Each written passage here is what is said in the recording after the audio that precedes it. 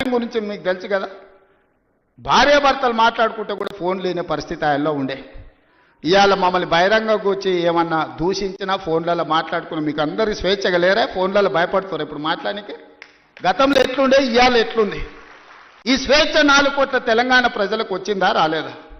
తెలంగాణ ప్రజలు కోరుకున్నది స్వేచ్ఛ కదా, సామాజిక న్యాయం కదా, సమాన అవకాశాలు కదా. రెండో కొడుకు సంజయ్ గారు ఇతను ఎంత అరాచకాలు చేశాడో తెలుసా ఆ టైంలో? యూ కాంట్ బిలీవ్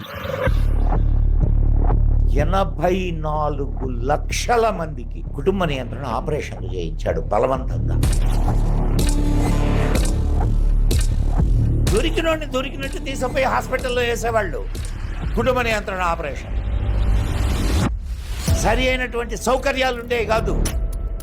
కొన్ని వేల మంది ఆపరేషన్లు వికటించి చచ్చిపోయిన వాళ్ళు ఉన్నారు.